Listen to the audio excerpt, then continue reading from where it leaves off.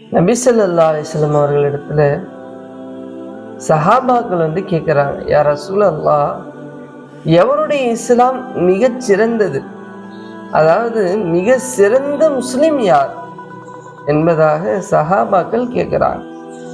நபி ஸல்லல்லாஹு அலைஹி வஸல்லம் அவர்கள் சொல்றாங்க, எவருடைய நாவிலிருந்தும் கரத்திலிருந்தும் ஒரு முஸ்லிம் பாதுகாப்பு பெறுகிறாரோ அவர்தான் இஸ்லாத்தில் ஆகச் சிறந்தவர்.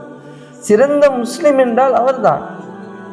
நாம் இருக்கின்றோம் என்று சொன்னால் நம்மளால யாருக்கும் எந்த ஒரு தீங்கும் எதிலிருந்தும் ஏற்படக்கூடாது. ஒரு மனிதனுடைய மனது புண்படும் போல் ஒருபொழுதும் பேசிவிடக்கூடாது.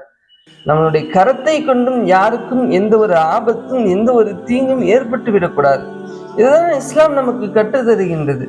நம்ம யாருக்கும் எந்த ஒரு தீங்கும் செய்யாம வாழ்ந்தோம் சொன்னோம்னா நம்மளே தான் சிறந்த முஸ்லீம்னு இந்த மார்க்கம் சொல்லி காட்டுகின்றது.